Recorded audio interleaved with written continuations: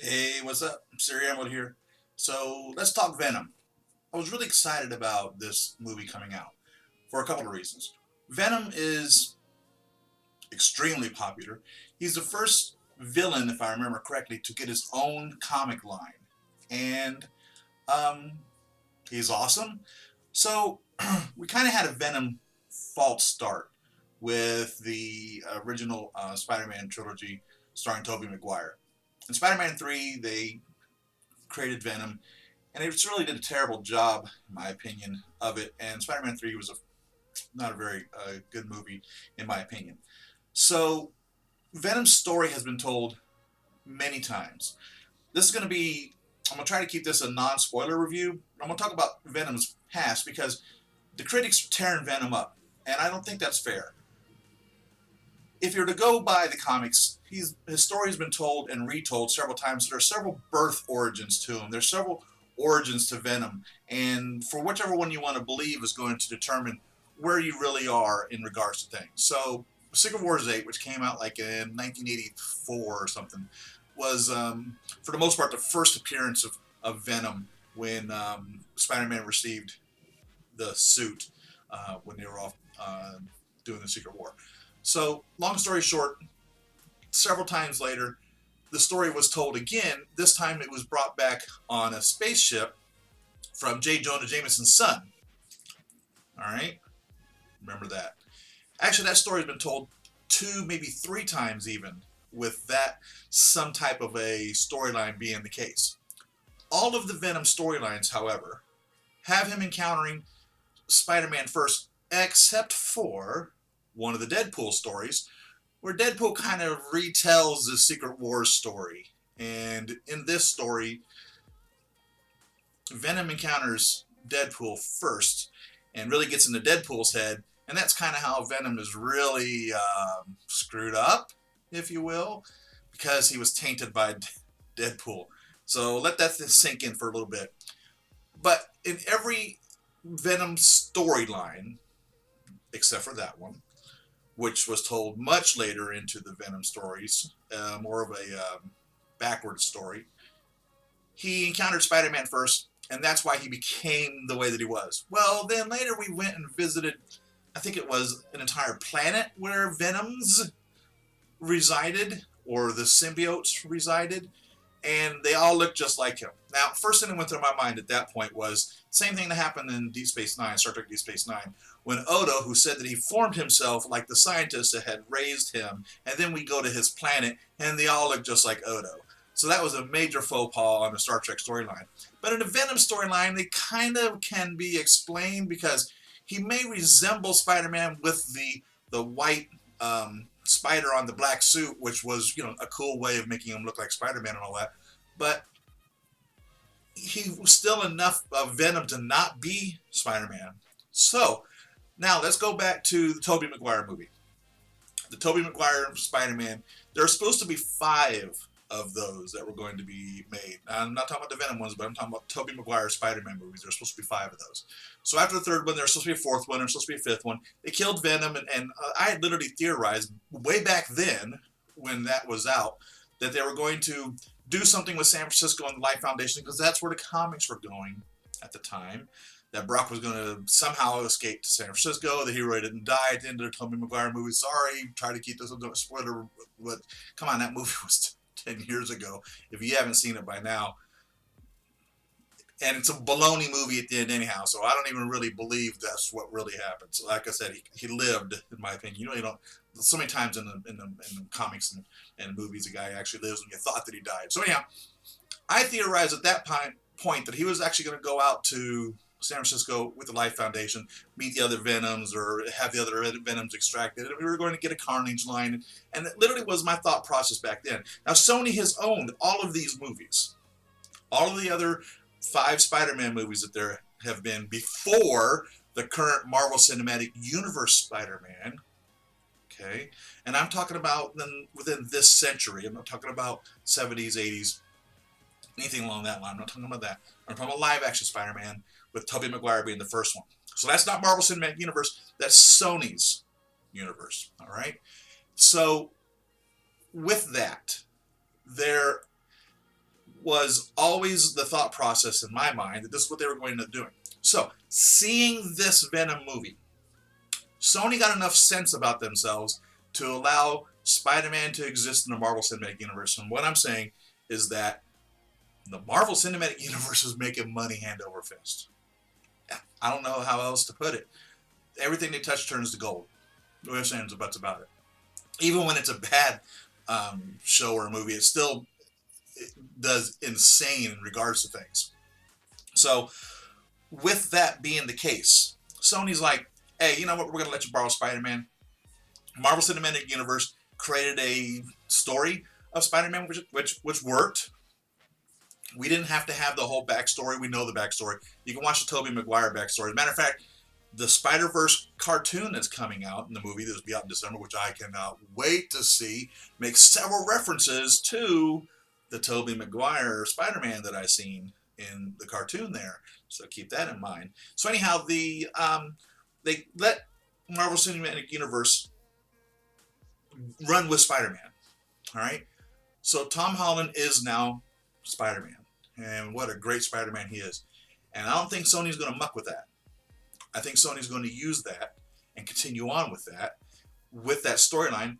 Why screw up something that totally and completely works?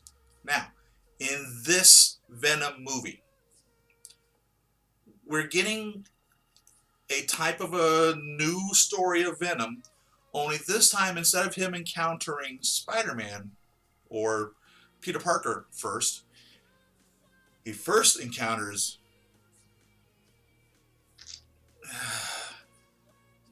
I'm trying to keep this spoiler free. Let's just say he first encounters Eddie Brock. Okay? There's reference in the movie to Eddie Brock working at the Daily Globe. There's reference to the movie of Eddie Brock having a problem with the Daily Globe. There's reference in the movie of him living in New York. So Eddie Brock has a history at the Daily Globe. Peter Parker, in this universe currently, is not working at the Daily Globe yet. Still in high school, right? So, I think this is kind of going in the same direction, but only in a different way of getting there to get the same end result. So, nowhere in the Venom movie does Venom portray, look like, or act like Spider-Man in any way. He has his symbiotic tendrils that come out, and he swings because of those, but he's not pretending to be Spider-Man. He's not acting like Spider-Man.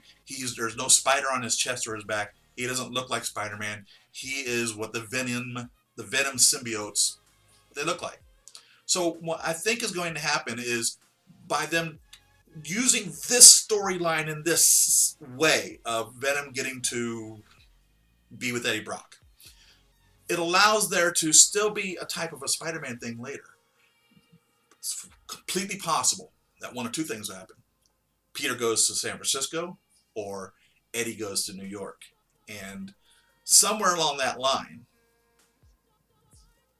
Venom gets with Peter. And then we get the black suit Spider-Man, etc., on and on. Venom with the white Spidey on his chest, and all of that. So a lot of the critics are just tearing this up because they didn't feel that it was following the story. When in the comics, there is no hard and solid Venom story. The Venom story has been told so many different times, so many different ways, that there is no real set in stone, solid, this is the Venom creation or origination story. So I think what they've done is a very good job of giving us the character, which we want. We love Venom. That's who we want. We want to see Venom. And without giving us so much backstory that we're totally bored. So the movie's got a lot of action in it. The movie's got, it's Venom, so expect there to be bloodshed. I mean, one of the critics were complaining that he was killing people. It's Venom. He's a bad guy. You're not coming to see Spider-Man. It's not Captain America out there. It's not one of the do-gooders. Venom is... So it's like when I classify superheroes and bad guys or whatever. You have heroes and you have bad guys, and then you have like this mix in the middle that they may or may not think they're a hero, or they may or may not think they're a bad guy when really they are or aren't, but they aren't all the way the other side of the coin. For instance, the Punisher, he's kind of a hero, but he's kind of a bad guy. Because by the pure definition of being a hero, you shouldn't be doing any real harm to anybody. You should be allowing the police to do their job. You catch the bad guys and you set them up for punishment and justice, okay? Whenever someone who thinks they're a hero and takes the law into their own hands, they're no longer a hero, they're an anti-hero. Well, Venom isn't in the same category as the Punisher, who is an anti-hero. The Punisher is out extracting his form of justice in a wrong way of going about it, by terminating people or punishing them or killing them. Okay? Venom is a monster, and he's a monster, and he's a monster. So Venom is a bad guy, and Eddie Brock is trying to keep him kind of good, but also Eddie also thinks he's a good guy, but he's kind of not really a good guy either. So this isn't a good guy movie. And I get a feeling a lot of these critics were reviewing this movie thinking that they were going in to watch Captain America, which that isn't what this is. Venom eats people. Hello? So don't get angry that there's blood and there's guts and there's, a lot of mess and a lot of stuff going on, and it's noisy because, remember, if you know anything about Venom, Venom is defeated, or his weakness is this high-pitched frequency. It just causes him to lose his coherence with his host. So they did all these ways of bringing this together. I mean, I'm really impressed with all the things that they did. Tom Hardy did a great job of showing the struggles of being himself and his life and what was going on with him and dealing with Venom. I think it was a great movie. Was it the best movie I'd seen? No. Was it the best Marvel movie? Not even close to being the best Marvel movie. Was it the worst Marvel movie? No way at all was it the worst Marvel movie. There was very little humor in it. One of the things that people complained about with Thor Ragnarok was they said the humor was too much. Well, there's definitely not too much humor in this. Very little humor at all in this movie. It kind of deals with with a very serious subject. It deals with Venom killing people. So one thing I didn't like one of the things I did like was that there wasn't any real huge message that was being crammed down my throat. So much times it seems in the current movies that they all want to shove a big, huge message down your throat. You need to walk away thinking this or feel this about something or want to change the world because of this. I didn't get that feeling after watching Venom. I enjoyed Venom. I knew what I was getting into. I knew it was going to be Venom. I knew what I had expected. The story was a little different than what I was expecting, but it was believable. It still stayed along the same line. So I'm sorry to keep this so long, but I just feel that I need to defend the Venom movie. If you are holding back from seeing this movie because of what the critics have said, F the critics, man. I'm telling you, go see this movie. Just don't expect to see Spider-Man. Just don't expect to sit there and think, how come he doesn't look like the Spider-Man? How come he can be the Venom without being Spider-Man? Because the symbiotes look, we found that out when they went to or discovered them on that planet, in the comics. So that's the way they look. They look like that. It has nothing to do with them meeting Spider-Man for him to look in that manner. Well, that's the way they look. All right? When they bond with a humanoid host or whatever, okay? That's how they look. So it has nothing to do with them. He didn't become Venom because he was Spider-Man. He was named Venom long time before he met Spider-Man. He is the symbiote known as Venom. That's his name.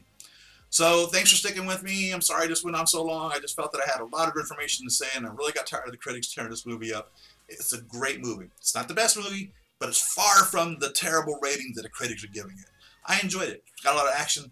It's about a bad guy. So Don't go taking your little kids there thinking that they're going to be thinking, oh, it's a Captain America movie, because it's not a Captain America movie, okay? It's a bad guy and he's killing people. He's eating them. Hello. So anyhow, thanks for watching.